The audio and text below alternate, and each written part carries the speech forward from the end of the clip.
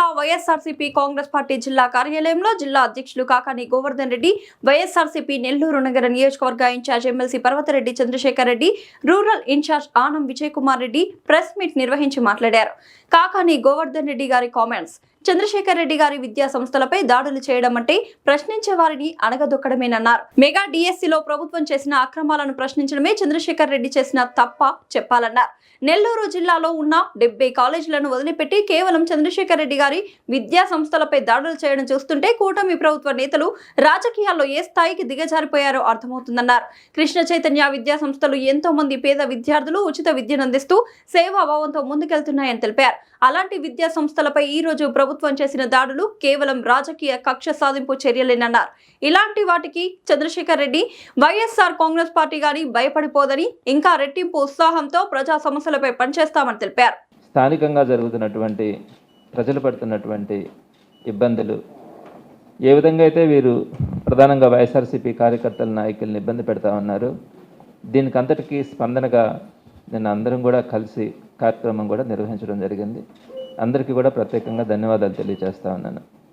అయితే ఈ సందర్భంగా అసలు ఏం జరిగింది అనే దాని గురించి ఒక 2 మాటలుగా చెప్పాలంటే, డిఎస్సి విషయం గురించి అందరికీ తెలిసిన విషయమే. డిఎస్సిలో జరిగినటువంటి లోపాలు కానీ అక్కడ జరిగినటువంటి విషయాలన్నింటి మీద కూడా గత కొన్ని రోజులుగా సాక్ష్యాధారాలతో సహా వైఎస్ఆర్సీపీ మాట్లాడడం కానీ, ప్రజల ముందుకు తీసుకెళ్లడం కానీ, ఈరోజు నిరుద్యోగులు పడుతున్నటువంటి బాధను అందరి దృష్టికి కూడా తీసుకురావడం, దాని మీద సిబిఐ ఎంక్వైరీ కావాలని కోరడం కూడా జరుగుతూ ఉంది. ఈ సందర్భంలో 2 రోజుల క్రితం కృష్ణ చైతన్య ఇన్స్టిట్యూషన్స్కి సంబంధించి నెల్లూరులో 6 జూనియర్ కాలేజీలు ఉన్నాయి కృష్ణ చైతన్యకి. అయితే ఈ 6 జూనియర్ కాలేజీల మీదనే సాయంత్రం 5:30 ప్రాంతంలో స్టార్ట్ చేసి రాత్రి 11:30 దాకా ఈ అధికారులందరూ కూడా కేవలం కృష్ణ చైతన్యకు సంబంధించిన 6 ఇన్స్టిట్యూషన్స్లో ఈ తనిఖీలు చేయడం, వారు మాట్లాడినటువంటి మాటలన్నీ కూడా నేను ఈరోజు బయట పెట్టను కూడా, ఎందుకంటే అది సంస్కారంగా కూడా ఉండదు. సో ఇది జరిగిన తర్వాత అందరూ కూడా మాట్లాడినటువంటి అంశం ఒకటే: రాష్ట్రంలో ఇన్ని కాలేజీలు ఉన్నాయి, మేము కూడా 28 సంవత్సరాల నుంచి కాలేజీలు రన్ చేస్తూ ఉన్నాం, ఈ పద్ధతి ఎప్పుడు కూడా లేదు. ఈ విధంగా అన్ఎక్స్పెక్టెడ్గా రావడం, అర్ధరాత్రి దాకా కూడా ఇన్స్టిట్యూషన్స్ని తనిఖీల పేరుతో వెరిఫై చేయడం, ఇలాంటిది జరగలే.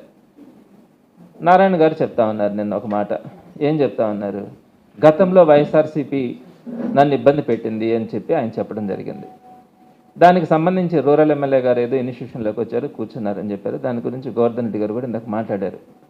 మీకు పర్మిషన్స్ గురించి కానీ, ఇంకా ఏ సందర్భంలోనే మీ పర్మిషన్స్ తెచ్చుకోవడంలో కానీ, ఉన్న పర్మిషన్స్ని రద్దు చేయడం అనేది కానీ, హాస్టల్స్ ఏ విషయంలోనైనా తీసుకోండి, వైఎస్ఆర్సీపీ చిన్న ఇబ్బందినైనా కూడా మీకేం కలిగించింది?